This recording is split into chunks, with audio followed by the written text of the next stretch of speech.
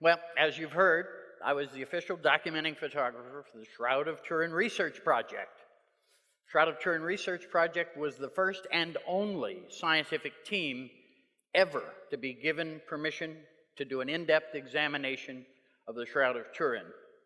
Now, I have to tell you that I just finished a 6-week lecture tour, 3 states, 12 cities, 22 lectures, all of them 2 hours or more, and all of them extemporaneous. I often do 8-hour seminars on the Shroud of Turin. Again, no notes, no lecture notes of any kind, but 15 minutes is hard. And so you'll have to forgive me, but there was no way that I could do this. You know, it's not hard to get me to start talking, but it's hard to get me to stop. So you'll forgive me that I brought some notes with me, and I'm going to have to refer to them just so that I stay on time and make sure that I do it correctly. So there it is. That's that piece of cloth that got into my life 35 years ago. Well, as a professional photographer, I specialized in scientific, medical, and technical kinds of issues. So I had the skills and the qualifications that were necessary to be a part of the team that examined the Shroud. But when they, excuse me, when they first asked me to do this, first thing I said was, no way. And why did I refuse? Well, the answer is simple. I was very uncomfortable with the subject matter because I was born and raised in an Orthodox Jewish home. Now, I want to be clear about that. I am not a practicing Jew at this point in my life, but I was for that first 13 years. Both my parents immigrated to America from Poland, and when they were little kids, just before World War II. And so my question, and the question that went through my mind at the time, was why would a Jewish man want to get involved with this, what is probably, arguably, the most important relic of Christianity? At that moment in my life, I couldn't see any benefit to being involved. Well, not only that, I was a total skeptic and figured that the Shroud was probably some form of a painting, which was the conventional wisdom in 1978. I fully expected to get to Turin, take a quick look, see the paint and the brushstrokes, and go home. I even stupidly said that publicly somewhere. And of course, for the last 35 years, I've been living to regret those words. Anyway, in the end, I viewed this whole thing, and this is terrible to admit this close to the Vatican, this was going to be a free trip to Italy. That's what I thought. But, you know, my attitude was immature because I was only 32 years old at the time. My son just turned 33, and I'm still waiting for him to grow up. So, so I can imagine where I can't even imagine where my head was in those days. In the end, of course, I did join the team because the image on the Shroud has some fascinating properties that piqued my scientific curiosity. But I still tried to quit twice again. And in fact, as our team grew, a few men from the Jet Propulsion Labs became members of our team. One of them was a man named Don Lind, may rest in peace. Don was an imaging expert from NASA, so he was my hero immediately. And he was the head of imaging on Voyager and Viking and Mariner and Galileo. You might have heard of some of them. So I am pretty sure that any professional photographer given that opportunity would have been honored to be a member of that team. But I remember asking Don at one point during our planning, we planned for 19 months before we came to Turin to examine the Shroud. I remember asking him, I said, Don, what's a nice Jewish boy like me doing on this team? And Don, who was a good Catholic, looked me right in the eye and he said, have you forgotten that the man in question was a Jew? And I said, no, Don, that's probably the only thing I knew about Jesus, that he was a Jew. And then he said, and of course this is where Don, I think God was speaking to me through his lips, he looked at me and he said, oh, so you don't think God would want one of his chosen people on our team? And I laughed. I said, no, Don, I never thought that. And so then Don gave me what perhaps may be the best advice I've ever been given. He said, Barrie, go to Turin, do the best job you can do, God doesn't tell us in advance what the plan is, but one day you'll know. And on those words, I stayed on that team, because truer and more profound words have never been spoken. Don was right, and I've never regretted taking advice and staying on that team. Now, the tests we performed went on over the years that we did it and then evaluated it, went on to ultimately prove that the shroud was not a painting, not a scorch, or not a photograph. These were the kind of conventional wisdom things that people had, and so all the tests that we planned basically were to test for those kinds of things. At the end of our 3 years, we published our work in peer-reviewed scientific journals, credible ones, I might add. Now with the internet, we have journals that are, the only thing they review is your check to make sure it clears, and they're not exactly a high standard as the ones that we had to deal with. But ideally, we went there to answer the question, how is the image formed? That was our primary purpose. And in the end, however, we could not determine an image formation mechanism that could make an image with the properties on the Shroud of Turin. Our collective work still forms the primary database of literature that exists in the peer-reviewed science that points to the authenticity of the Shroud of Turin. However, even with all that, it still took another 18 years before I was convinced. I'm not a fast sell. But in 1995, after years of actually resistance on my part, world-renowned blood expert Dr. Alan Adler, who was truly maybe the foremost blood expert in the world, and also Jewish, I might add, was on the phone with me, and he answered the final question that had kept me from accepting the Shroud as authentic. I was on the phone with him. I wasn't convinced the Shroud was real because the blood on the Shroud is still red. And old blood is supposed to turn black or brown, sometimes just within a matter of hours. And that really stopped me. Al then looked at me over the phone. He didn't look at me, but he spoke to me and he said, Barrie, he said, I'd found this large amount of bilirubin in the blood. Now, somebody who's been tortured, like Jesus was, beaten the night before in the Garden of Gethsemane, then the next day scourged and ultimately capped with a capper crown of thorns, ultimately crucified and speared. People who have been tortured that way usually go into shock. The liver floods the bloodstream with bilirubin, and Al told me that blood of that nature stays red forever. Suddenly and unexpectedly, I realized that the last bit of evidence had come in, and I had no choice but to accept that the Shroud was authentic.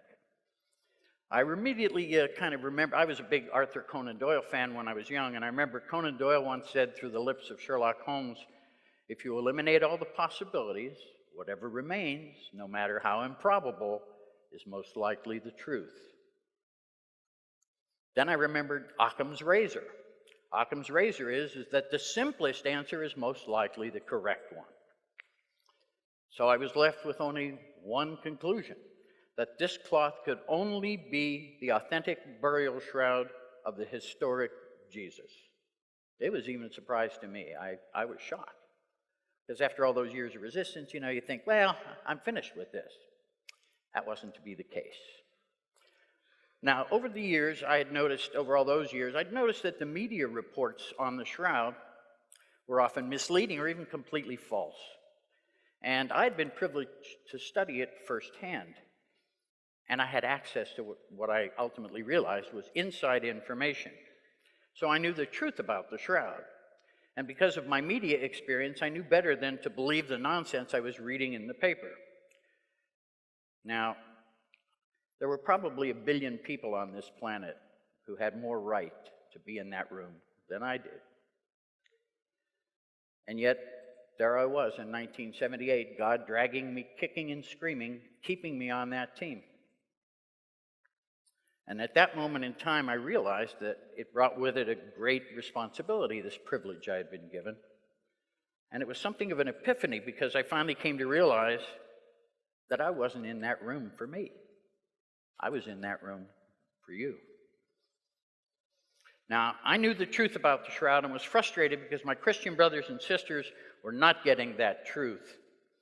And to me, all of our team members had always been doing this simply about the truth.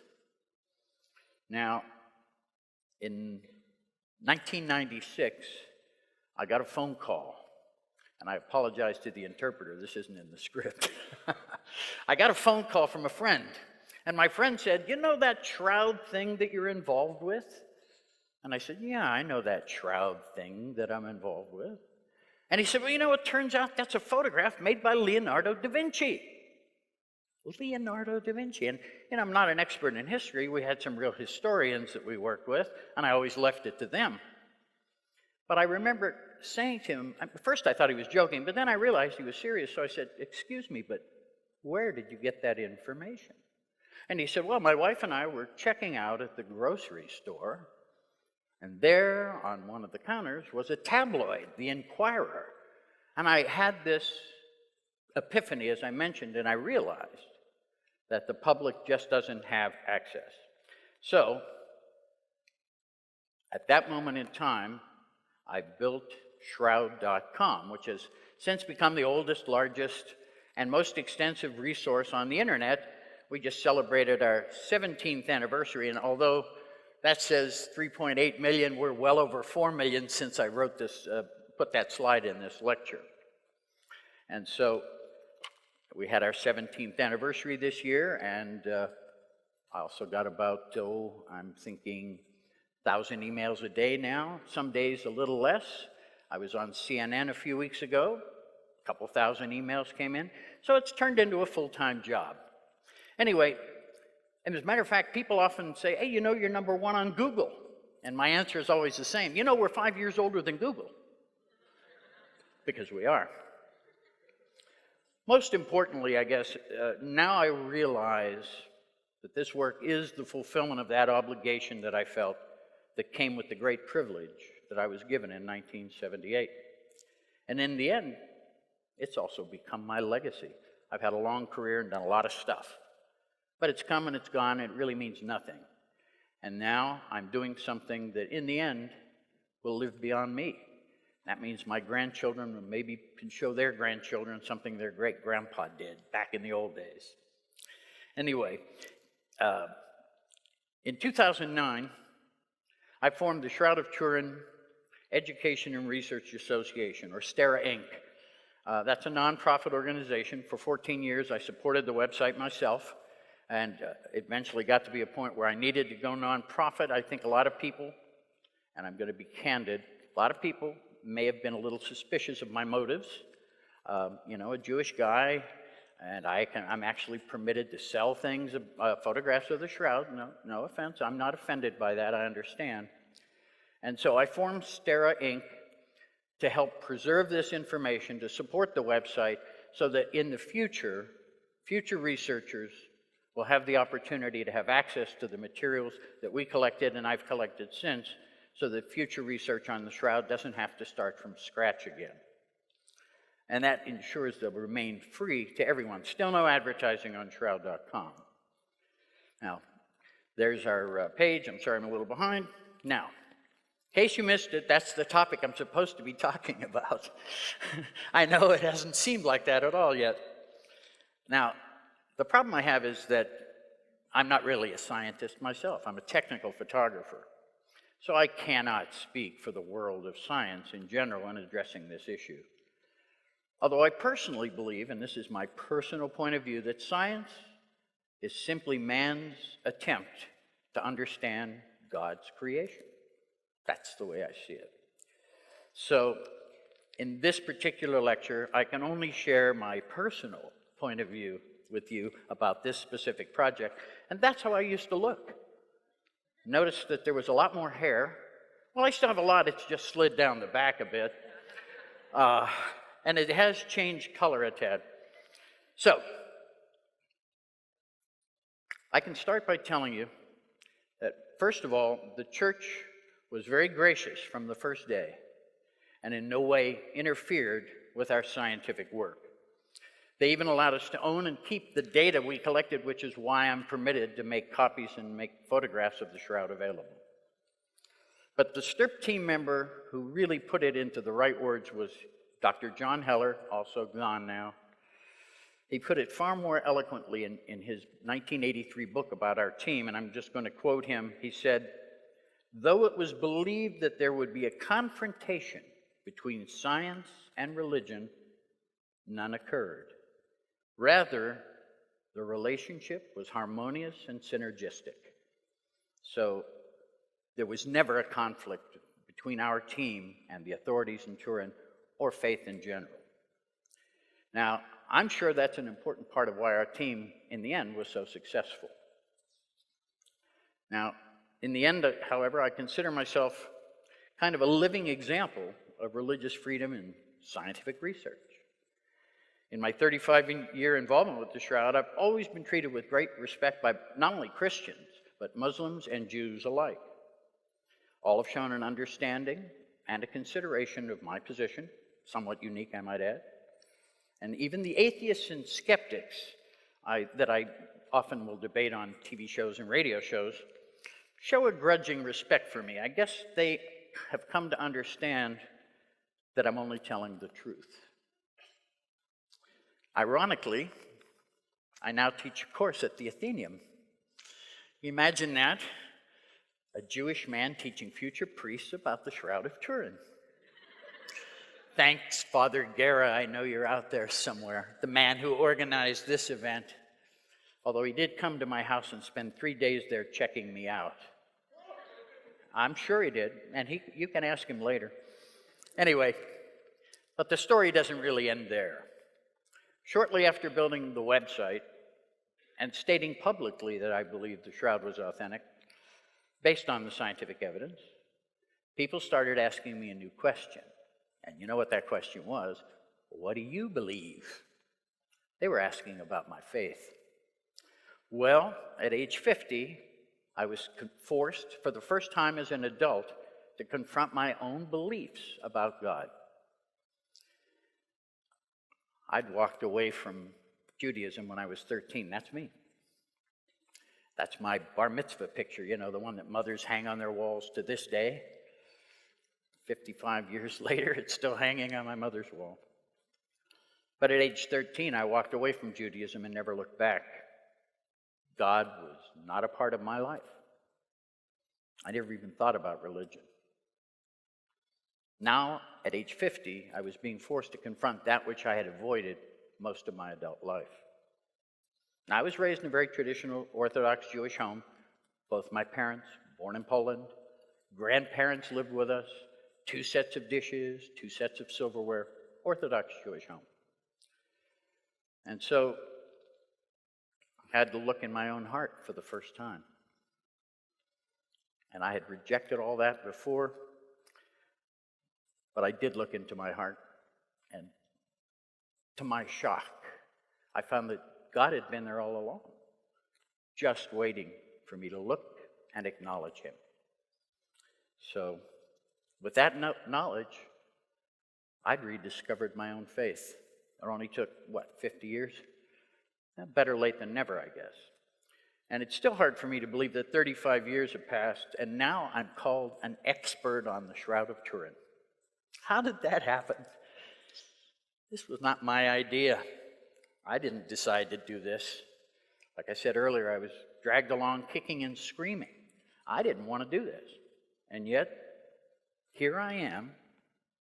I'm standing in the Vatican addressing this audience. Unbelievable. Of course, over the years, the Shroud has brought me to places I never thought I would be. Last year, I lectured on the Shroud of Turin in the little village in Poland where my mother was born. Now, ironically, that little village in Poland has this little Catholic church, and my mother left at age 7, and when I asked her, before I went to that village to kind of find my roots, I said, "What do you remember of that village?" And that little girl, that little Jewish girl, her fondest recollection of the little village of Wiśnice in Poland was the Catholic church that was down by the river. So last year I lectured in that church and called her and I said, "Where do you think I am?" She said, "Well, you're in Poland." I said, "No, but where specifically?" "Well, I don't know. I'm in that little church that you remembered." Now, what an awesome opportunity. And yet, none of that could have happened if it weren't for the Shroud of Turin. Later this year, I'm going to make my first trip to Jerusalem. Now, for years, my friends and colleagues have all said to me, "Barrie, when are you going to go to Israel?" And my answer has always been the same. If God wants me to go, he'll arrange it. Well, ironically, I'm going to jump ahead. Ironically, guess who's the one who arranged it? And isn't it ironic for a Jew to go to the Holy Land for the first time in his life, and it's arranged by a Catholic priest? Well, not just any Catholic priest, that one. So, I'm really honored to be a part of that, and Father Guerra is my friend and my brother, and is responsible for bringing me here. Now, I truly believe that only God would think to choose a Jewish man who had no emotional attachment to Jesus, who was a total skeptic, and with a pretty negative attitude, I might add, and put him on that team. Now, ironically, I'd learned it as a child that the Jews were a chosen people. I've heard that since I was a little kid. I never felt very chosen. But now I do. Because of the Shroud, for the first time in my life, I get it. And yet, all God asked me to do, and it was very simple, tell the truth, Barrie. Now, if God had said to me, "Barrie, go out and make up stories to convince people that the Shroud's authentic," I would have failed. In Vancouver, British Columbia, 2 years ago, a gentleman came up after one of my lectures, one of my extemporaneous 2-hour lectures, I might add, and he looked me right in the eye and he says, "Mr. Schwortz, that was a great lecture, but you'll never convince me." And I looked him right in the eye and I said, "Well, what makes you think I even care what you believe? That's between you and God. Take it up with him." And so that's when I realized that the idea of trying to convince people is not a good idea. Now, I'm sure in the early days, I probably tried. But now, I just put the facts out there and let people decide for themselves. Now, I usually end my lectures by answering the question that I posed kind of at the beginning: what's a Jewish man like me doing involved with the most important relic of Christianity? Why? Well, it took me a long time to figure out the answer. But now it's obvious. God wanted me to do it. Isn't it funny how God always seems to pick a Jew to be the messenger? I'm the messenger. So with that thought, all I can say, how many Jews can claim that it was the Shroud of Turin that brought them back to their faith in God? I can. So with that, all I can say is, if I'm not an example of religious freedom and scientific research, I don't know what is. Thank you.